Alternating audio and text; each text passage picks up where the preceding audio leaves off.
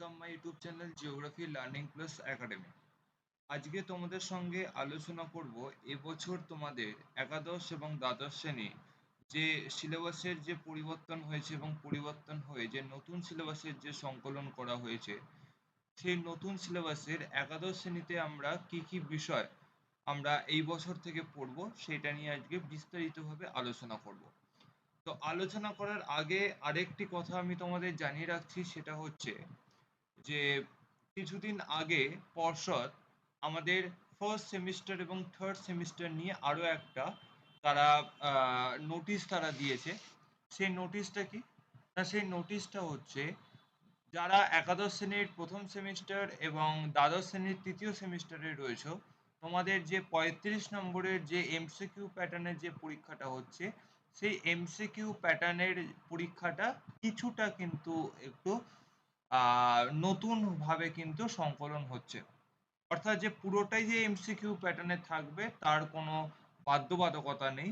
MCQ প্যাটার্নের পাশাপাশি শূন্যস্থান পূরণ, শুদ্ধ অশুদ্ধ বা স্তম্ভ মেলানো, সেই ধরনেরও কিন্তু কিছু প্রশ্ন কিন্তু অ্যাড করে 35 নম্বরের কিন্তু শর্ট কোশ্চেন এখানে করা হচ্ছে।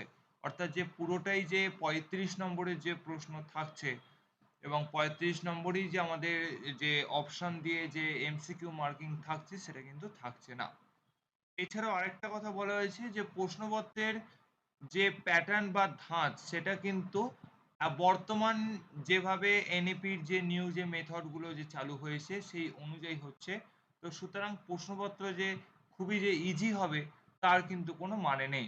অর্থাৎ সহজ প্রশ্ন, কঠিন প্রশ্ন এবং যে মধ্যমান বা মিডিয়াম প্রশ্ন সবকিছু মিলিয়ে কিন্তু এখানে প্রশ্নপত্র হচ্ছে। অর্থাৎ 50% হচ্ছে আমাদের একটু ইজিলি ভাবে হবে, 30% হবে একটু মিডিয়াম, আর 20% হবে কিন্তু একটু হার্ড হবে। অর্থাৎ সবকিছু মিলিয়ে কিন্তু আমার এখানে থাকছে, তাই আমাকে কিন্তু এখানে পুরো বইটা কিন্তু ভালো মতো খুঁটিয়ে খুঁটিয়ে পড়তে হবে। অর্থাৎ যেটা ইজি প্রশ্ন থাকছে সেই ইজি প্রশ্নটা থাকবে আমাদের সাবজেক্ট ওয়াইজ, মিডিয়াম প্রশ্ন সেইগুলো আমাদের সাবজেক্টের সঙ্গে ইনক্লুডেড, আর যেগুলো একটু যে হার্ড হতে চলেছে অর্থাৎ সেইগুলো আমাদের সাবজেক্টের মধ্যেই থাকবে, কিন্তু তার মধ্যে কিছু নলেজ বেস প্রশ্ন কিন্তু আমাদের এখানে থাকবে। তাই শুধু যে আমরা একদম চোখ বন্ধ করে যে প্রত্যেকটা যে চ্যাপ্টারগুলো আছে শুধু মুখস্থ করে গেলাম, বুঝলাম না, সেটা কিন্তু করলে হবে না। অর্থাৎ আমাদের সবকিছু বুঝে সেই নলেজটাকে কাজে লাগিয়ে কিন্তু আমাদের একাদশ শ্রেণীর প্রথম সেমিস্টার এবং দ্বাদশ শ্রেণীর তৃতীয় সেমিস্টারের পরীক্ষা দিতে হবে। তো এই আপডেটটা আপাতত আমাদের কাছে এসেছে, তাই এটা আমি তোমাদের সঙ্গে শেয়ার করলাম। এবং আরও যদি কিছু আপডেট যদি পর্ষদ থেকে আসে তাহলে আমি নিশ্চয়ই সেটা তোমাদের সাথে শেয়ার করব। তো আজকে আমি চলে যাব একাদশ শ্রেণীর নিউ সিলেবাস প্যাটার্নে কি কি টপিক আমাদের এখানে দেওয়া হয়েছে।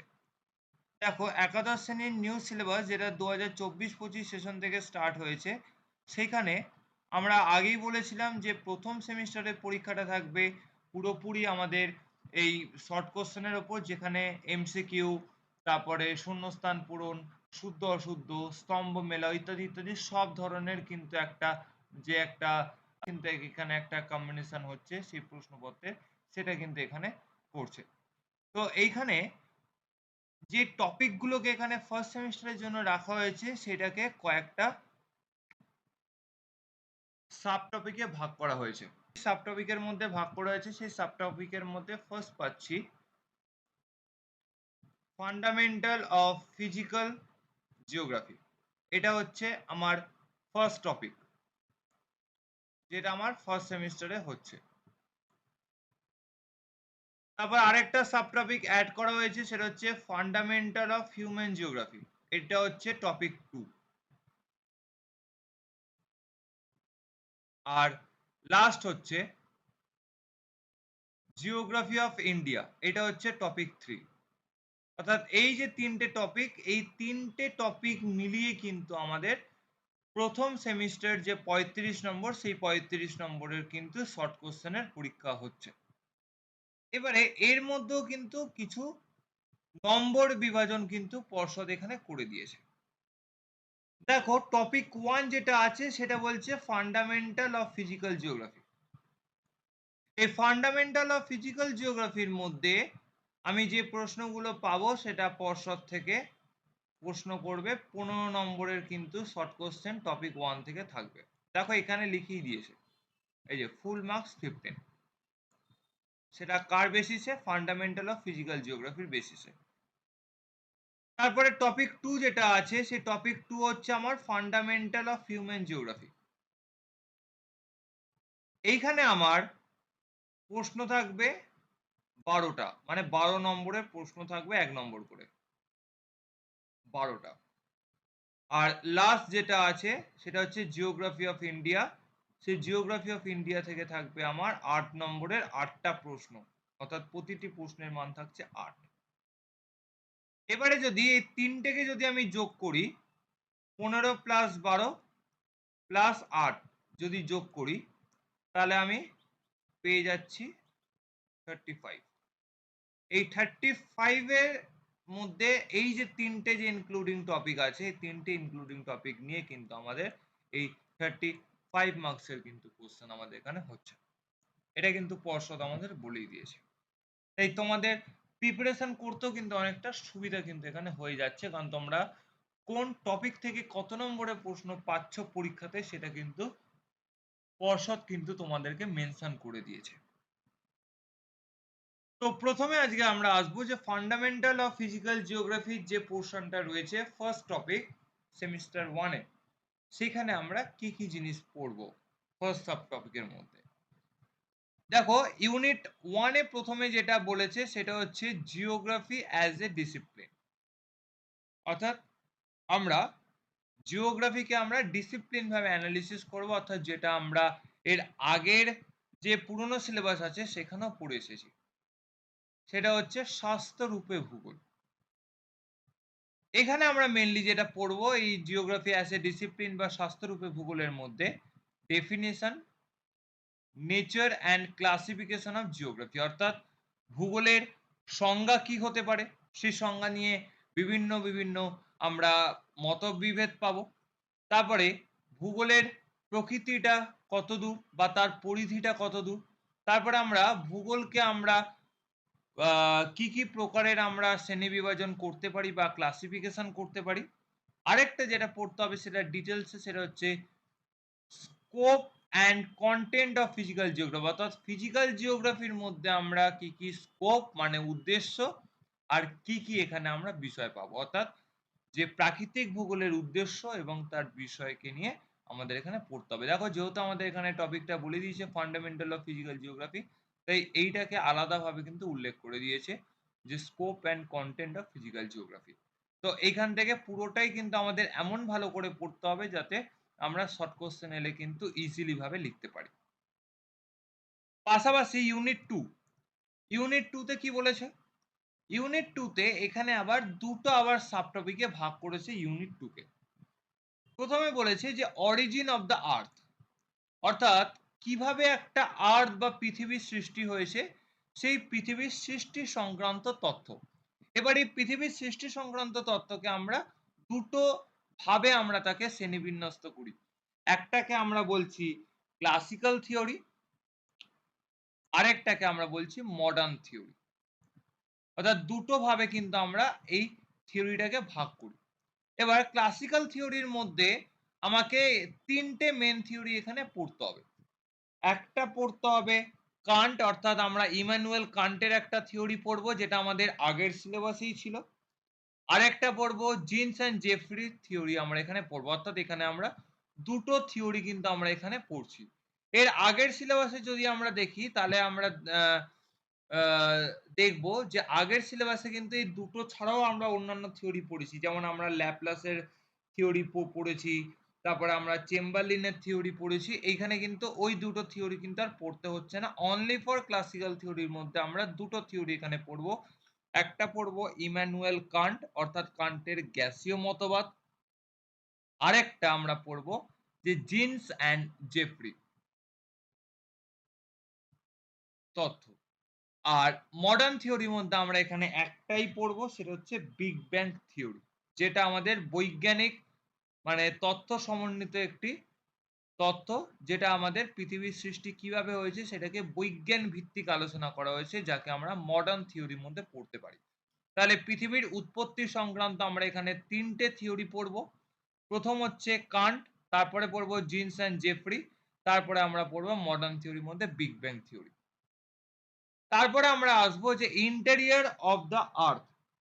ইন্টেরিয়র অফ দ্য আর্থ বলতে পৃথিবীর যে ভূ অভ্যন্তরীণ যে শ্রেণীবিন্যাস রয়েছে বা ভূ অভ্যন্তরীণ যে গঠন রয়েছে সেটাকে আমরা এখানে পড়ব। তো এখানে আমরা কি কি পড়ব? না, এখানে আমরা মেইনলি পড়ব যে source of information reading of the earth interior. অর্থাৎ আমাদের যে সোর্সেসটা এখানে রয়েছে বা কিভাবে যে উৎস বা তথ্যের যে ইনফরমেশনটা যেটা আছে মানে আর্থ ইন্টেরিয়র, হ্যাঁ, সেটাকে আমরা এখানে পড়বো। অর্থাৎ এখানে যে আমরা ৩ টে যে আমরা শ্রেণীবিন্যাস করে থাকি, যেমন আমরা বলি শিলামণ্ডল, গুরুমণ্ডল, কেন্দ্রমণ্ডল, এইগুলো সম্পর্কে আমাদের এখানে বিস্তার আলোচনা করতে হবে। এবং এই ৩ টে যে আমাদের যে ভূ অভ্যন্তরীণ যে শ্রেণীবিন্যাস রয়েছে, প্রত্যেকটা শ্রেণীবিন্যাসের মধ্যে কি, কি উপাদান নিয়ে গঠন হচ্ছে সেইগুলোকে আমাদের এখানে পড়তে হবে। তার পাশাপাশি আমাদের এখানে পড়তে হবে application of the seismology for analysing earth interior. Mainly যেটা পড়বো সেটা হচ্ছে পৃথিবীর যে ভূ অভ্যন্তরের মধ্যে কিভাবে ভূমিকম্পের তরঙ্গগুলো, হ্যাঁ, কিভাবে ক্রিয়া ও প্রতিক্রিয়া চালাচ্ছে সেটা আমরা পড়বো।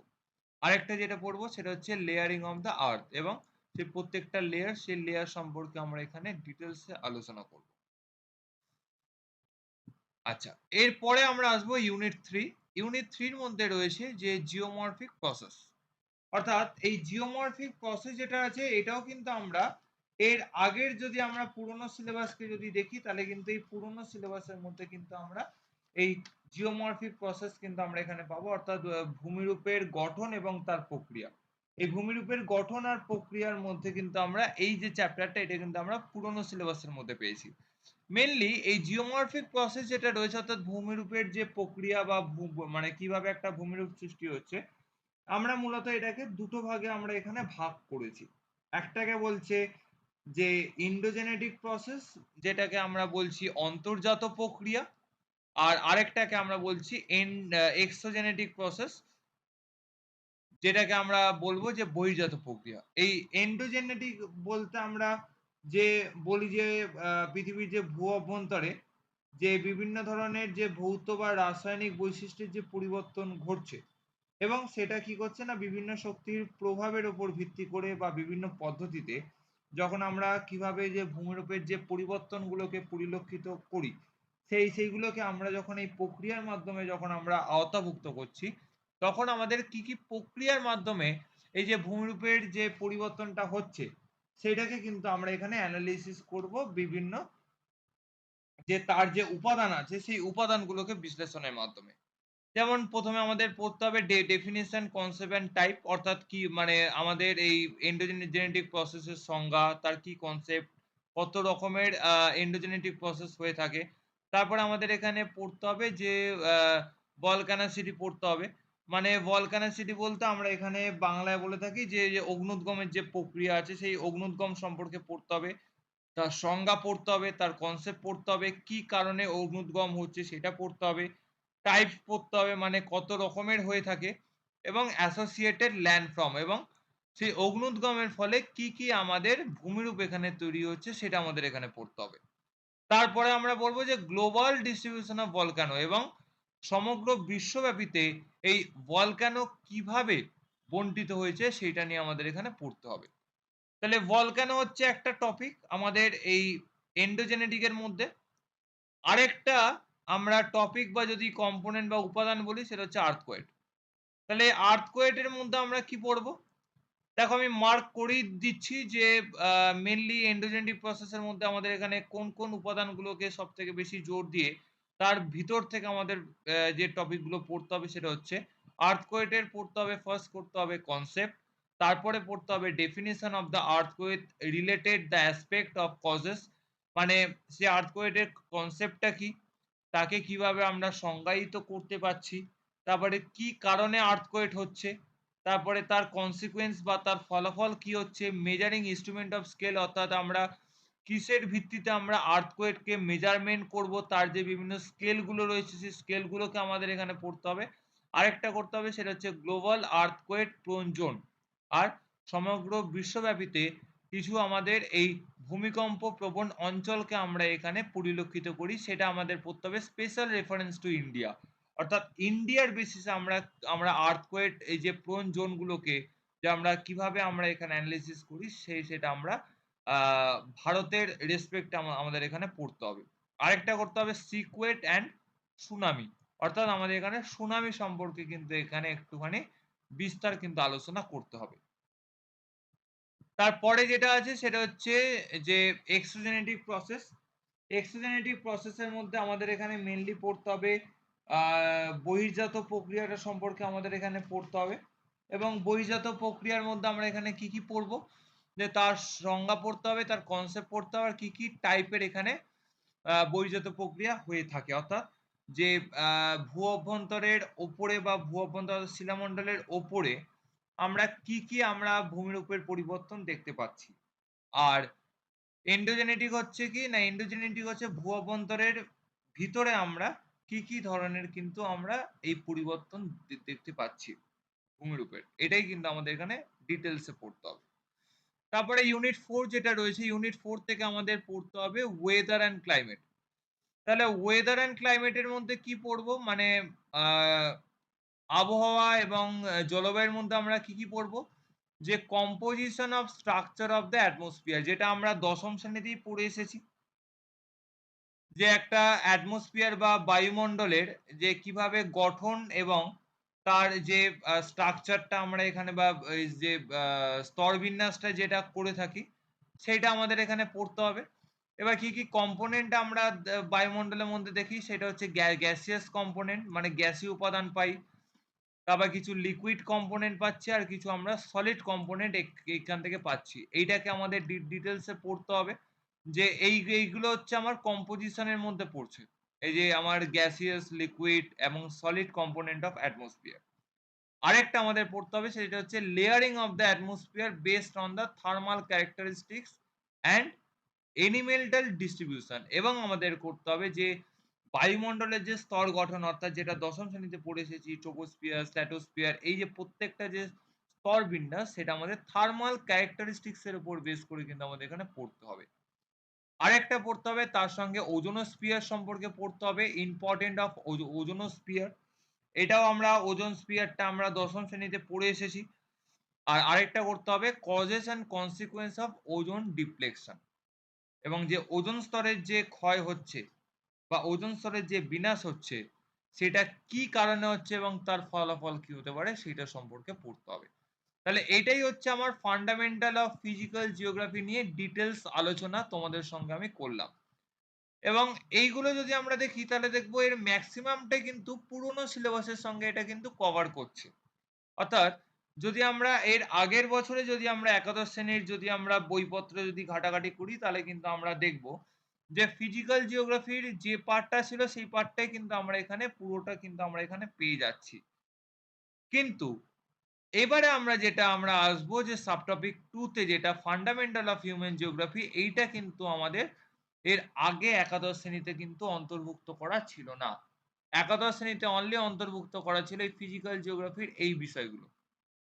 তাহলে নতুন অ্যাড হচ্ছে কি, নতুন অ্যাড হচ্ছে আমাদের এই সাবটপিক 2 ফান্ডামেন্টাল অফ হিউম্যান জিওগ্রাফি, আর তার পাশাপাশি জিওগ্রাফি অফ ইন্ডিয়া, এইটা আমাদের এখানে অ্যাড হচ্ছে। এবারে আমরা এইখান থেকে কি পড়বো, ফার্স্ট ইউনিট হচ্ছে যে scope content of human geography. এইখান থেকে আমার থাকছে 12 নম্বরের কিন্তু প্রশ্ন এখান থেকে থাকছে এই টপিকটা থেকে। আর এইটা থেকে আমাদের থাকছে কত, এইখান থেকে আমাদের থাকছে 15 মার্কসের। তাহলে এবার আমরা এই 12 নম্বরে যেখানে হিউম্যান জিওগ্রাফি আছে সেখান থেকে আমরা কি পড়বো, একদম নরমালি পড়বো scope and content of human geography, অর্থাৎ হিউম্যান জিওগ্রাফির উদ্দেশ্য এবং হিউম্যান জিওগ্রাফির মধ্যে কি কি বিষয় রয়েছে। সেখান থেকে পড়তে হবে concept of man and environmental relationship. অর্থাৎ হিউম্যান জিওগ্রাফি বা মানবীয় ভূগোল যখনই আমরা আলোচনা করব, সেই মানবীয় ভূগোল আলোচনা করতে গেলেই কিন্তু আমাদের দেখতে হবে যে মানুষের সঙ্গে পরিবেশের কিন্তু একটা কোথাও না কোনো একটা দিক থেকে কিন্তু একটা লিঙ্কেজ বা তার একটা সম্পর্ক আছে। এবং সেই সম্পর্কটা কোন দিক থেকে রয়েছে এবং সম্পর্কটা কিন্তু বিভিন্নভাবে থাকতে পারে। একটা পজিটিভ সম্পর্ক থাকতে পারে বা পজিটিভ রিলেশনশিপ বলতে পারি বা আরেকটা বলতে পারি নেগেটিভ মানে রিলেশনশিপ আরকি। তো সেই সম্পর্কটাকে কিন্তু আমাদের এখানে ভালো করে বিশ্লেষণ করতে হবে। তার পাশাপাশি পড়তে হবে field and sub field of human geography. তারপরে আমাদের রয়েছে ইকোনমিক জিওগ্রাফি রয়েছে এবং ইকোনমিক জিওগ্রাফির মধ্যে আমরা এখানে মেইনলি যেটা পড়বো সেটা হচ্ছে যে ক্লাসিফিকেশন অফ ইকোনমিক অ্যাক্টিভিটিস। এই ইকোনমিক জিওগ্রাফিটা কিন্তু আমরা যদি পুরনো সিলেবাস ঘাটাঘাটি করি তাহলে কিন্তু আমরা 12 এর যেখানে আমরা যে ইকোনমিক যে জিওগ্রাফির যে পার্টটা আছে, অর্থনৈতিক ভূগোলের যে পার্টটা রয়েছে দ্বাদশ শ্রেণীর, সেইখানে কিন্তু আমরা এইগুলো পড়ে এসেছি। তো সেইগুলোকে আমাদের এখানে একাদশ শ্রেণীর এই ফান্ডামেন্টাল অফ হিউম্যান জিওগ্রাফির মধ্যে কিন্তু অন্তর্ভুক্ত করেছে। তাহলে এখানে আমরা পাচ্ছি ক্লাসিফিকেশন অফ ইকোনমিক অ্যাক্টিভিটিস, মানে বিভিন্ন যে অর্থনৈতিক স্তরের যে কার্যাবলীগুলো রয়েছে তার শ্রেণীবিন্যাস। না প্রথমত আমরা তাকে ৫ টা ভাগে শ্রেণীবিন্যাস করে থাকি। হচ্ছে প্রাইমারি ইকোনমিক অ্যাক্টিভিটিস, মানে প্রাথমিক স্তরের ক্রিয়াকলাপ। তারপরে বলবো যে সেকেন্ডারি অর্থাৎ দ্বিতীয় স্তরের ক্রিয়াকলাপ। তারপরে পাবো টার্সিয়ারি, পড়বো যে কোয়াটার্নারি অর্থাৎ কোয়াটার্নারি স্তরের কার্যাবলী। তারপরে আমরা লাস্ট পড়বো কুইনারি স্তরের কার্যাবলী উইথ ক্যারেক্টারিস্টিক্স অ্যান্ড এক্সাম্পল। এবং প্রত্যেকটা যে স্তরের কার্যাবলী, যে ৫ টা যে স্তরের যে আমরা কার্যাবলীগুলোকে যে শ্রেণীবিন্যাস করছি তার প্রত্যেকটা বৈশিষ্ট্য এবং একটা করে এক্সাম্পল। অর্থাৎ এখানে শর্ট কোয়েশ্চেন আগে একটা এক্সাম্পল দিয়ে বলতে পারে যে এইগুলো আমার কোন স্তরের কার্যাবলীর মধ্যে পড়ছে। এবং এছাড়াও এখানে পড়তে হবে যে প্রত্যেকটা স্তরের কার্যাবলীর সঙ্গে যুক্ত যে সমস্ত মানুষজনেরা আছে বা যে সমস্ত শ্রমিক সম্পদ রয়েছে তাদেরকে কি বলা হয়ে থাকে। কাউকে বলা হয়ে থাকে রেড কালার ওয়ার্কার, কাউকে বলা হয়ে থাকে পিঙ্ক কালার ওয়ার্কার, কাউকে বলা হয়ে থাকে ব্লু কালার ওয়ার্কার, কাউকে বলা হয়ে থাকে হোয়াইট কালার ওয়ার্কার। তো এই ধরনের যে ওয়ার্কার গুলো আছে এইগুলোকেও কিন্তু আমরা বৈশিষ্ট্যের মধ্যে কিন্তু ভালো করে পড়ব। তারপরে প্রাইমারি অ্যাক্টিভিটিস এর মধ্যে আমরা কি কি পাচ্ছি? একটা পাচ্ছি হান্টিং অ্যান্ড গ্যাদারিং। তারপরে আমরা পাচ্ছি যে প্যাস্টোরালিজমস।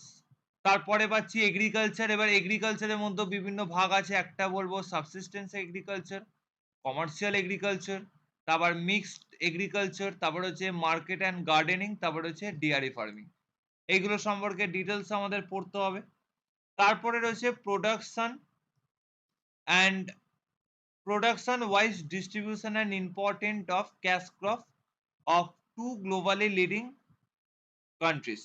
এবং আমাদের এখানে পড়তে হবে কিছু উৎপাদন ভিত্তিতে যে আমরা যে ক্যাশ ক্রপ গুলো আমরা পেয়ে থাকি সেই ক্যাশ ক্রপের ডিটেলস আমাদের এখানে পড়তে হবে এবং সেটা ইন্ডিয়া রেফারেন্সই পড়তে হবে এবং তার সঙ্গে সঙ্গে বেশ কিছু কান্ট্রিজ এর নাম দিয়ে আমাদের এখানে পড়তে হবে। তার পাশাপাশি এবার সেই ক্যাশ ক্রপের মধ্যে আমরা কি আমরা এখানে পড়বো? সেই ক্যাশ ক্রপের মধ্যে রয়েছে কফি, অর্থাৎ যাকে আমরা বলে থাকি আহ যে সোনালী ফসল আমরা বলে থাকি বা বাগিচা যে ফসল আমরা বলে থাকি। তারপরে আমরা পড়বো সুগার কেন, মানে হচ্ছে চিনি। তারপরে আমরা পড়বো কটন, মানে তুলা। তারপরে আমরা পড়বো বেশ কিছু মাইনিং সম্পর্কে পড়বো বা মানে খ খনি ভিত্তিক যে সমস্ত আমরা যে শিল্পগুলো পেয়ে থাকি সেগুলো সম্পর্কে আমরা পড়বো। সে কত রকমের মাইনিং হয়ে থাকে এবং সেই মাইনিং এর পরিবেশগত সমস্যা কি হতে পারে। এইটা সম্পর্কে আমাদের ডিটেইলস পড়তে হবে হিউম্যান জিওগ্রাফির মধ্যে। তারপরে আমরা লাস্ট আসবো যে জিওগ্রাফি অফ ইন্ডিয়া। এইখান থেকে আমরা পাবো 8 মার্কস এর কোয়েশ্চেন। তাহলে আমরা এইখান থেকে আমরা কি পাবো? না এইখান থেকে আমরা জিওগ্রাফি অফ ইন্ডিয়া যেটা আমরা দশম শ্রেণীতেই পড়ে এসেছিলাম তারই ম্যাক্সিমাম পার্টটা আমরা এখানে পাবো। সেটা হচ্ছে ইউনিট 1 এ যেটা পাবো যে ইন্ডিয়া অ্যাজ এ কান্ট্রি, অর্থাৎ জিওগ্রাফিক্যাল লোকেশন অর্থাৎ ভৌগোলিক তার যে লোকেশনটা যেটা আমাদের আছে বা ভৌগোলিক অবস্থানটা পড়তে হবে। তার সাইজ পড়তে হবে, অ্যাডমিনিস্ট্রেটিভ সেটআপ পড়তে হবে এবং তার নেবারিং কান্ট্রিজ পড়তে হবে। এটা হচ্ছে জেনারেলি অর্থাৎ যে ভারতের যে সমস্ত পার্শ্ববর্তী যে দেশসমূহগুলো রয়েছে বা তার যে বিভিন্ন প্রতিবেশী দেশসমূহগুলো রয়েছে সেগুলো সম্পর্কে পড়তে হবে। তার অ্যাডমিনিস্ট্রেটিভ সেটআপ এইটা সম্পর্কে আমাদের পড়তে হবে এইগুলো। ইউনিট 2 তে যেটা রয়েছে সেটা হচ্ছে স্ট্রাকচার অ্যান্ড ফিজিওগ্রাফি। অর্থাৎ এইখান থেকে আমরা কি কি পড়বো? এখান থেকে মেইনলি পড়বো যে physiographic division of India with special reference to tectonic Province. অর্থাৎ আমরা বিভিন্ন ধরনের যে রিজিয়ন গুলো আমরা পাবো, যেমন পাবো যে পেনিনসুলার রিজিয়ন, তারপরে এক্সট্রা পেনিনসুলার রিজিয়ন পাবো, ইন্ডো গ্যাঙ্গেটিক রিজিয়ন পাবো, কোস্টাল প্লেন পাবো, তারপর যে আইসল্যান্ড গুলো রয়েছে সেগুলো পাবো। এইগুলো সম্পর্কে ডিটেলস আমাদের পড়তে হবে। অর্থাৎ যে আহ, যে ভারতের ভূগোলের যে প্রাকৃতিকের যে পার্টটা রয়েছে বা তার মধ্যে যে ভূপ্রকৃতির যে পার্টটা রয়েছে সেই ভূপ্রকৃতির পার্টটা কিন্তু এখান থেকে পুরোটাই কিন্তু আমাদের এখানে কভার করছে। তার পাশাপাশি আমরা কি পাবো? যে ইন্ডিয়ার ড্রেনেজ সিস্টেম সম্পর্কে আমরা এখানে ডিটেলস আমরা এখানে জানবো। যেমন আমাদের ড্রেনেজ সিস্টেমের মধ্যে কিছু ফ্লো অ্যান্ড ডিরেকশন অফ রয়েছে, যে পেরেনিয়ালিটি যে রিভার গুলো রয়েছে সেগুলো সম্পর্কে আমাদের এখানে পড়তে হবে। এবার সেটা রয়েছে দ্য হিমালয়ান ড্রেনেজ সিস্টেম, আরেকটা পড়তে হবে পেনিনসুলার ড্রেনেজ সিস্টেম, এবং পড়তে হবে the uses and sharing of the river water. অর্থাৎ এইখান থেকে আমাদের যে ভারতের যে বিভিন্ন যে অঞ্চলগুলো রয়েছে, বিশেষ করে যেখানে আমাদের হিমালয়ান রেঞ্জ রয়েছে অর্থাৎ পার্বত্য অঞ্চল, সেইখানকার আমার ড্রেনেজ প্যাটার্নটা পড়তে হবে। সেখানকার কি কি নদ নদীর যে বিশেষত্বগুলো রয়েছে সেগুলো আমাদের পড়তে হবে। আরেকটা পড়তে হবে যে পেনিনসুলার রিজিয়ন যেখানে ফর্ম করছে সেখানকার ড্রেনেজ সিস্টেমটাকে আমাদের এখানে অ্যানালিসিস করতে হবে। এবং তার পাশাপাশি যে প্রত্যেকটা রিভার গুলো রয়েছে সেই রিভার গুলো সম্পর্কে আমাদের এখানে ডিটেল জানতে হবে।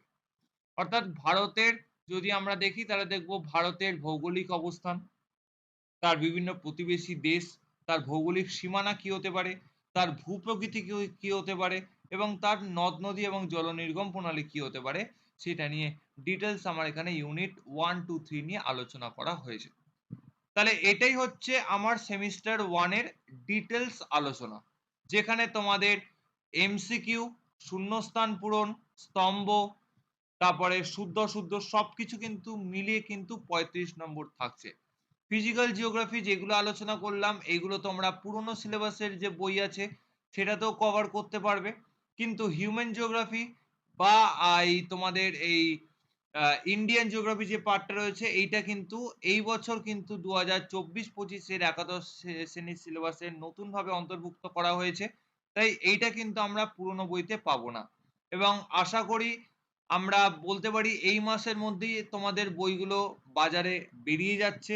তোমরা চাইলে মে মাস থেকে কিন্তু তোমরা বইগুলো তোমরা বাজারে অফিসিয়ালি ভাবে পেয়ে যাবে। তখন কিন্তু তোমাদের সেমিস্টার 1 যেটা হবে সেই সেমিস্টার 1 এ কিন্তু এই physical geography, human geography and Indian geography মিলিয়ে কিন্তু তোমাদের নতুন একাদশ শ্রেণীর কিন্তু নতুন বইয়ের সংকলন পাবে, এই সিলেবাস ওয়াইজই কিন্তু পাবে। এবং কোশ্চেন প্যাটার্নটা ভালো করে মনে রাখবে যে ফান্ডামেন্টাল অফ ফিজিক্যাল জিওগ্রাফি থেকে আসবে তোমাদের 15 নম্বরের শর্ট কোশ্চেন, তারপরে ফান্ডামেন্টাল অফ হিউম্যান জিওগ্রাফি থেকে আসবে তোমাদের 12 নম্বরের শর্ট কোশ্চেন, এবং ইন্ডিয়ান জিওগ্রাফি থেকে তোমাদের আসবে 8 নম্বরে। টোটাল 35 নম্বরে কিন্তু প্রশ্ন কিন্তু আসবে, এবং 50% হচ্ছে তোমাদের একটু ইজিলি ভাবে প্রশ্ন হবে, 30% হবে একটু মিডিয়াম রিলেটেড কোশ্চেন, আর 20% হবে তোমাদের নলেজ বেস কোশ্চেন। তাই এই নলেজ বেস কোশ্চেন গুলোকে অ্যাটেন্ড করতে গেলে কিন্তু আমাদের বইয়ের প্রত্যেকটা বিষয়কে এমন ভাবে খুঁটিয়ে খুঁটিয়ে পড়তে হবে যেন সবকিছুর যেন কনসেপ্ট আমার এখান থেকে ক্লিয়ার হয়। এবং এই প্যাটার্নেই কিন্তু তোমাদের 35 নম্বরের কিন্তু প্রশ্ন কিন্তু তোমাদের করা হবে, 35 নম্বরে কিন্তু করা হবে। যদি ফর এক্সাম্পল বলি, তাহলে একটা আশা করা যাচ্ছে যে 35 নম্বরের মধ্যে তোমাদের 17টা থাকবে 50% ইজি কোশ্চেন, থাকবে মিডিয়াম কোশ্চেন, আর তাহলে এখানে হয়ে গেল 17 প্লাস 12 29, আর 6টা থাকছে তোমার নলেজ বেস কোশ্চেন।